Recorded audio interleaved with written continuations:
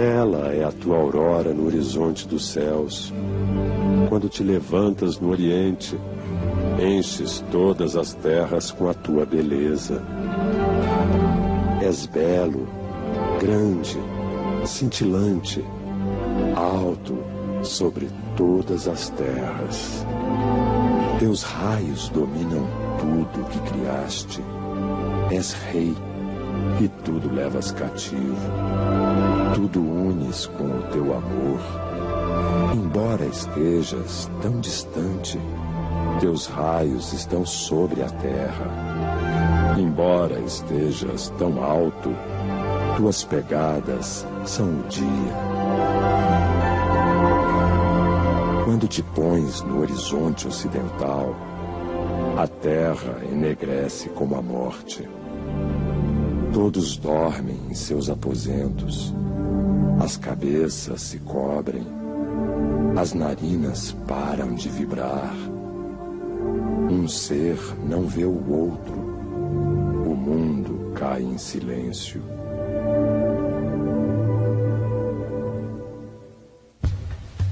Brilha a terra quando de novo te ergues. Expulsas para longe as trevas. Quando nos manda os teus raios, as tuas terras entram em festa. Alerta e de pé quando tu as levantas, erguem os braços em adoração da tua aurora. E em todo o mundo eles se entregam ao trabalho. As árvores e plantas florescem. Todas as coisas aladas voam. Trechos do Hino ao Sol, gravado em 5 tumbas da cidade de Aquetaton, criado por Amenófis IV, faraó egípcio, também conhecido como Akenaton, há 3.350 anos.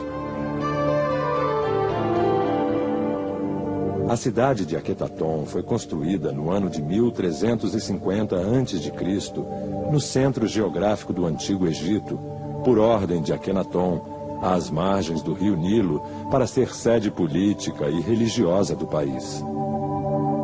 Brasília foi fundada mais de 3 milênios depois, também no centro geográfico do Brasil, por ordem do presidente Juscelino Kubitschek, às margens de um lago artificial, para ser sede política e administrativa do país. As histórias se repetem. Por que existem tantas semelhanças entre a cidade de Aquetaton e Brasília, separadas no tempo por mais de 3.000 anos?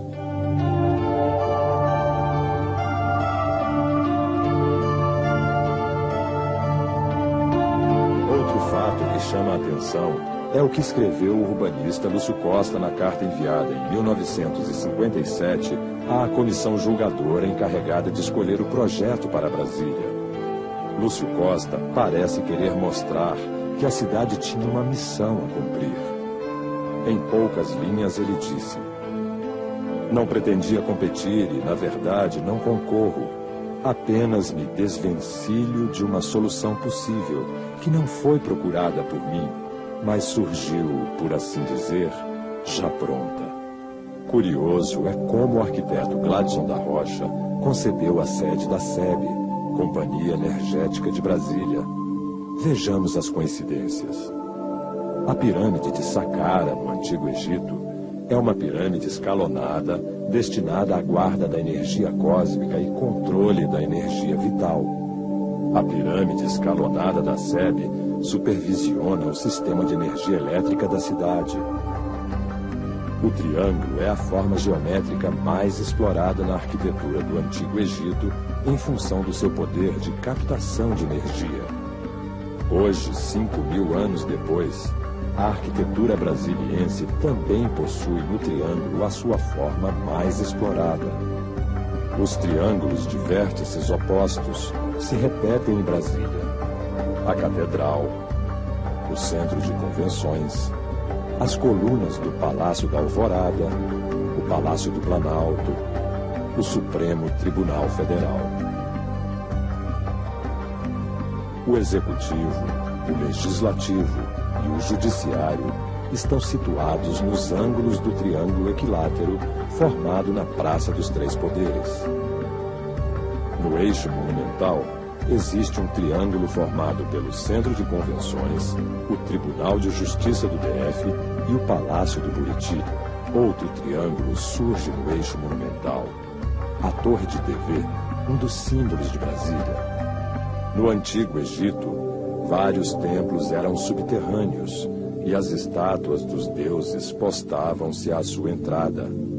O mesmo acontece na Catedral de Brasília. À sua entrada temos estátuas dos 4 evangelistas. E também, à semelhança do Antigo Egito, um túnel escuro ao final do qual eclode a iluminação da nave. Também no Templo da Boa Vontade, a entrada negra e subterrânea lembra as pirâmides do Antigo Egito. A luz eclode, o homem parte das trevas para a luz. Os criadores de Brasília podem não ter tido a intenção, mas a arquitetura da cidade pode ser vista sob o ponto de vista do tarô egípcio e da cabala hebraica. A rodoviária tem a forma de um H deitado, o homem mortal. Este H deitado se repete em 3 planos: o subterrâneo, o rente ao chão e o superior, como 3 são os planos psíquicos, o id, o ego e o superego. E as torres do Congresso Nacional desenham um H em pé, o homem imortal.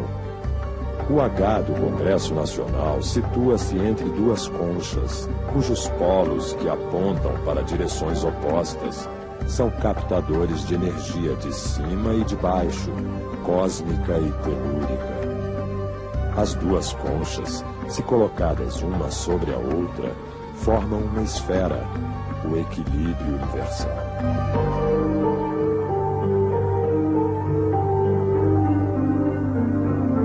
A ermida de Philae era cercada por água que os egípcios chamavam de Lago Sagrado.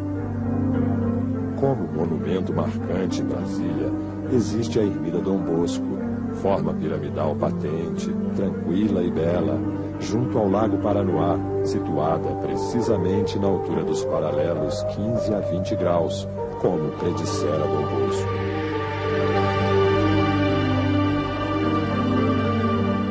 O Antigo Egito é, antes de tudo, o próprio Nilo. No Nilo se construiu o primeiro lago artificial do mundo, o Lago de Moeres.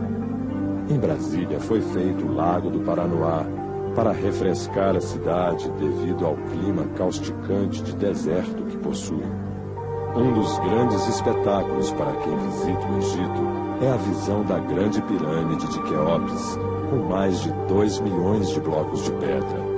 Em Brasília, o Teatro Nacional também é um espetáculo, com suas 78 espécies de formas piramidais egípcias. Brasília tem 2 elementos básicos que se cruzam: o eixo rodoviário na posição norte-sul e o eixo monumental na posição leste-oeste. Seu traçado tanto pode ser de uma cruz, como a curvatura de suas asas pode sugerir a forma de um grande pássaro. A cidade de Aquetaton, no Antigo Egito, foi traçada à semelhança de um pássaro. De acordo com o seu criador, tinha avenidas largas e os espaços vagos entre as construções eram bastante amplos. No livro Brasília Secreta, Yara Kern e o professor Hernani mostram que a história pode se repetir. Akhenaton construiu Aquetaton em 4 anos. JK ergueu Brasília também em 4 anos. Os 2 homens que não tiveram filhos varões foram capazes de levar adiante uma ideia magnífica que não podia ser compreendida pelos céticos das suas épocas: fundar uma cidade destinada a mudar a vida de um povo. Akhenaton e JK viveram somente 16 anos após a inauguração das suas cidades, e ambos tiveram mortes violentas. Depois da morte de Akhenaton, a cidade foi destruída para que o mundo se esquecesse do sonho visionário do seu construtor.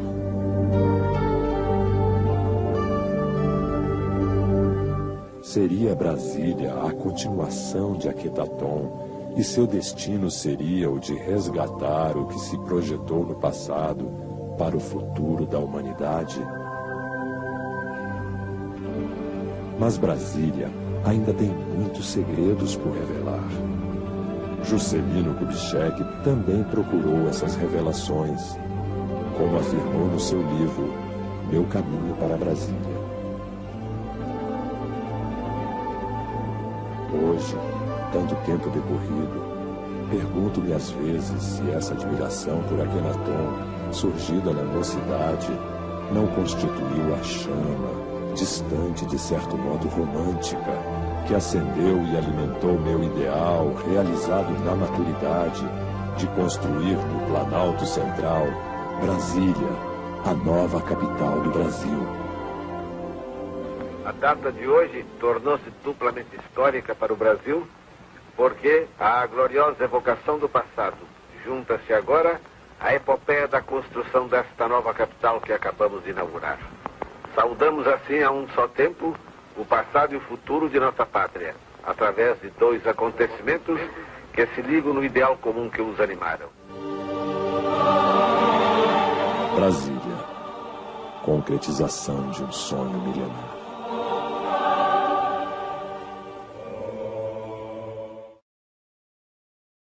Eu estava no Egito fazendo pesquisas quando fui convidada pelo embaixador do Egito no Brasil, o Said Cherif, e o governador Prates, para fazer uma série de conferências em Brasília. Em 3 meses depois eu estava de volta para já ficar em Brasília. E nós observamos que tudo foi de repente.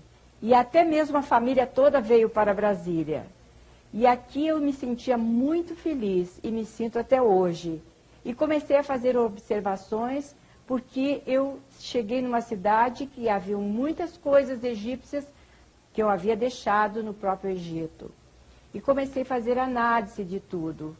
Mas isso levou bastante tempo. Durante 6 anos eu fiz uma pesquisa de todas essas coincidências que acontecem em Brasília com o Antigo Egito. Eu tinha a intuição das coisas, eu sentia como deveria escrever, eu sentia, mandavam eu ver as coisas, eu ia ver, ia medir, ia conversar com as pessoas. E no ano de 1984 foi lançado o filme e o livro.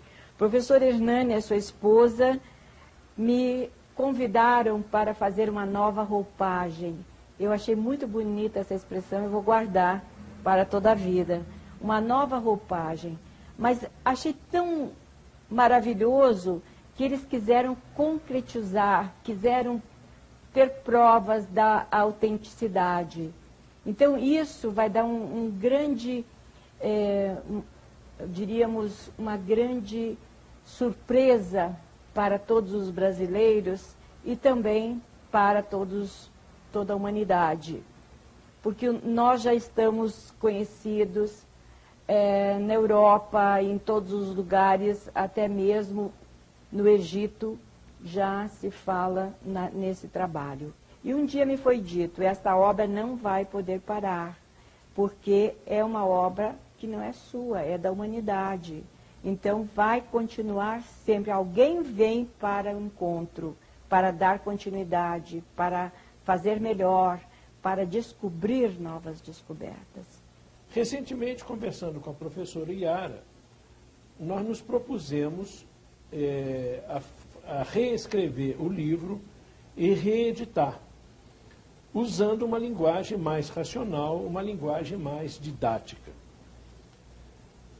Para isso, foi necessário que a gente se reunisse durante uns 6 meses, estivemos estudando com profundidade a tese, discutindo com ela, e nos propusemos a fazer uma viagem ao Egito com uma equipe de filmagem para que a gente pudesse trazer, para que nós pudéssemos trazer elementos indiscutíveis e que defendessem a credibilidade da tese. Primeiro nós buscamos elementos no Museu do Cairo, depois no Museu de Luxor.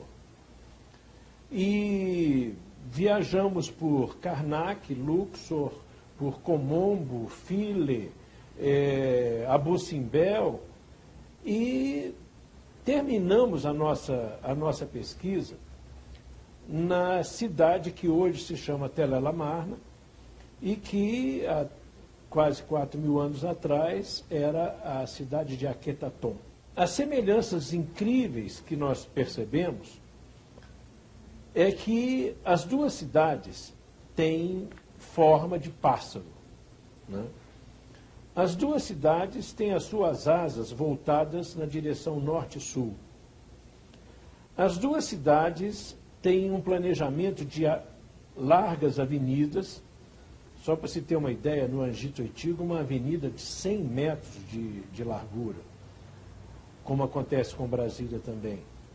As duas cidades foram projetadas e setorizadas, setor dos sacerdotes, setor dos artesãos, setor dos militares, setor da nobreza, como Brasília também é uma cidade setorizada. As duas cidades tinham muitos jardins e muita área verde. As duas cidades tinham no seu centro um templo que permitia a entrada do sol durante todo o tempo que o sol estivesse no céu. É só lembrar que a Catedral de Brasília tinha vidros absolutamente transparentes no seu projeto. Esses vidros azuis vieram depois. Além disso tudo, há uma fortíssima coincidência, porque as duas cidades estão situadas no centro geográfico dos seus respectivos países. Hoje, a cidade de Tel El Amarna, que na época seria Aquetaton, hoje não é o centro geográfico do Egito, mas naquela época era, porque o Egito ia só até a ilha de Philae, ao sul. Além de todas essas semelhanças que nós já falamos, existe uma que é absolutamente indiscutível. Um faraó, para construir um templo, demorava 60, 80 anos, porque os blocos de pedra eram colossais, de difícil talha e de difícil transporte. Esse faraó Akhenaton, à semelhança do Juscelino, ele conseguiu construir uma cidade inteira, 16 quilômetros de envergadura, em 4 anos, porque ele inovou. Ele mandou que as pedras fossem construídas em tamanhos padrão de 30 por 30 por 40 centímetros e conseguiu esse feito que ninguém acreditava, né? Em 4 anos conseguir construir uma cidade. Isso nos faz lembrar também de Brasília, que na época em que o Juscelino se propôs a construí-la, ninguém acreditou. E até quase a época da inauguração, toda a imprensa, ou quase toda a imprensa, era cética em relação à possibilidade de se construir a cidade em tão rápido tempo.